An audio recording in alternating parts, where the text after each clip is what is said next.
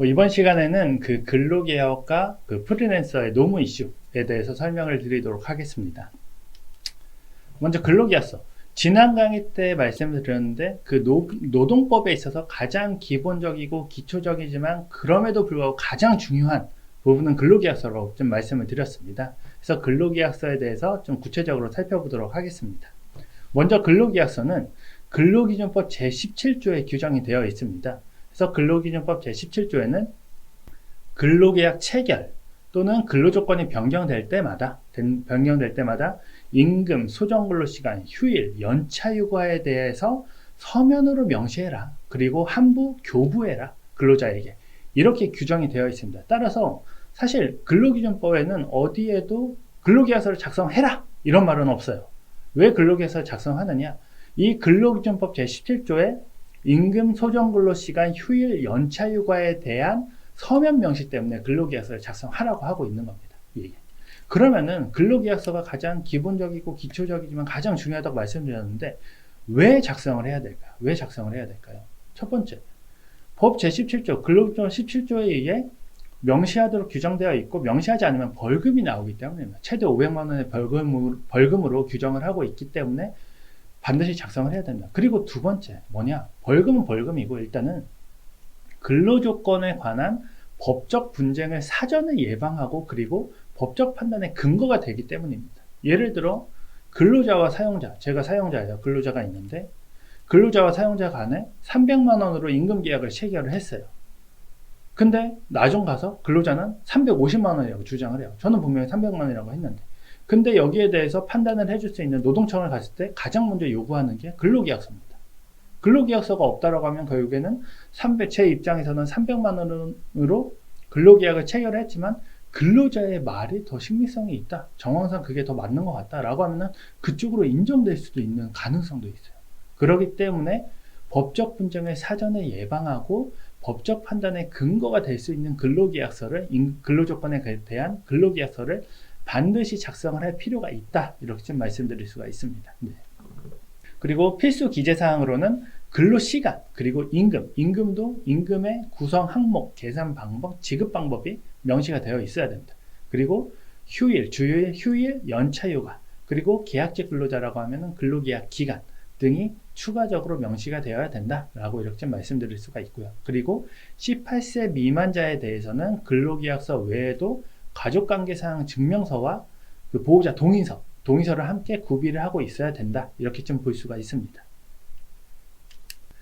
그리고 많이 들어보셨을 텐데 그 비정규직이라고 있습니다. 우리나라 비정규직이라고 있는데 비정규직은 사실 법정 용어는 아니에요. 법정 용어는 아니고 기간제 근로자, 단시간 근로자, 파견 근로자 이 세 고용 형태를 통칭해서 부르는 그 용어가 비정규직 근로자다. 이렇게 좀 말씀드리고 있습니다. 그래서 그 우리 노동법에 있어서는 비정규직에 대해서는 보다 더 보호를 하고 있습니다. 어떤 식으로 보호를 하고 있느냐? 근로기준법 외에 특별법으로서 더 보호를 하고 있습니다. 그래서 기간제 근로자나 단시간 근로자를 더 보호를 하고 있는 기간제 및 단시간 근로자 보호 등에 관한 법률이 있고요. 그리고 파견 근로자에 대해서 더 보호를 하고 있는 파견 근로자 보호 등에 관한 법률이 있습니다. 예. 그래서 이 기간제 및 단시간 근로자에 대해서 먼저 말씀드리면은 이 기간제 및 단시간 근로자에 대해서는 아까 잠깐 말씀을 드렸지만 근로계약서에 추가적으로 명시를 해야 될 사항이 있습니다. 해서 전체적으로 모든 근로자가 동일하게 적용되는 임금, 소정근로시간, 휴일, 연차휴가 외에 기간제 근로자의 경우에 있어서는 근로계약 기간에 대한 부분이 반드시 명시가 되어야 되는 거고 그리고 단시간 근로자에 대해서는 근로일별 근로시간이 별도로 명시가 되어야 됩니다. 네. 그리고 또 한 가지 그 근로계약서를 작성하지 않았을 때는 기본적으로 최대 500만 원의 벌금을 부여한다고 이렇게 말씀드렸는데 처음으로 예를 들어 우리가 내 근로계약서를 작성하지 못했다. 그럼 처음부터 최대 500만 원의 벌금을 사실 부과하지는 않습니다. 보통 처음이라고 하면 한 10에서 15% 물론 개별 노동청마다 다 다를 수는 있겠지만 10에서 15% 정도로 좀 볼 수가 있는데 그렇다고 하면은 뭐 50만 원, 70만 원 정도가 되겠죠. 예. 그렇게 벌금을 부과를 하는데 비정규직은 조금 다릅니다. 그래서 아까 그 기간제 근로자 또는 단시간 근로자에 대해서 그 근로계약서 제대로 작성하지 않았다라고 하면은 별도의 과태료를 부과하는데 여기 명시되어 있는 부분과 같이 각 항목별로 개별 과태료를 부과를 하고 있습니다. 그래서 기간제 근로자인데 근로계약 기간에 관한 사항이 명시되지 않았다. 이거는 50만 원짜리 과태료. 임금에 관한 사항도 부과되지 않았다. 이것도 50만 원 추가 50만 원 과태료. 근로일 및 근로일별 근로시간에 대한 사항이 근로계약서에 명시되지 않았다. 이건 단시간 근로자에 해당이 되겠죠. 이런 경우 추가 50만 원. 그리고 근로시간과 휴게에 관한 사항이 명시되지 않았다. 추가 50만 원.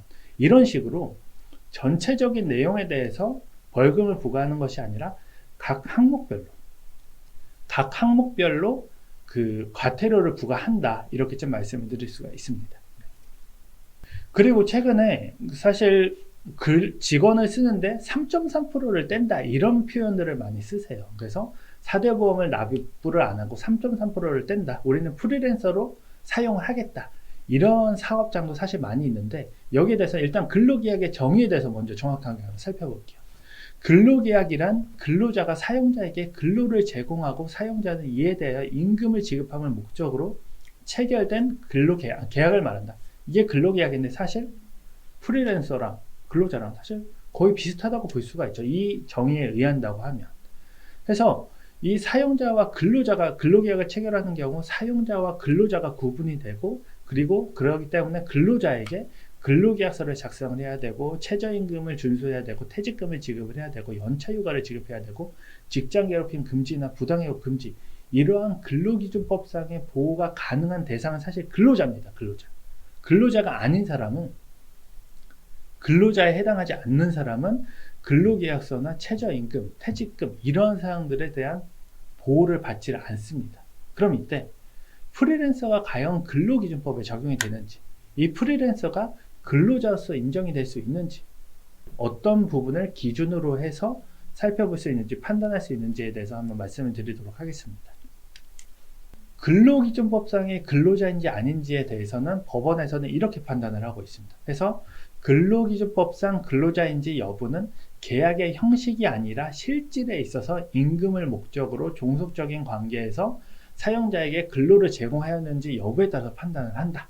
이렇게 보고 있고 세부적으로는 그 사용자와 그 해당 근로자가 업무 내용을 사용자가 정하고 있는지 또는 취업규칙 또는 그 복무 인사규정 등의 적용을 받는지 업무 수행 과정에서 사용자가 상당한 지휘 감독을 하는지 사용자가 근무 시간과 근무 장소를 지정하고 근로자가 이에 구속을 받는지 기본급이나 고정급이 정해져 있는지 근로제공 관계의 계속성과 사용자에 대한 전속성 유무에 따라서 다른 근로자, 다른 사업장에 일을 할 수 있는지 이러한 근로자성 판단 기준을 근거로 해서 아무리 프리랜서다. 내가 3.3% 계약을 체결을 했다.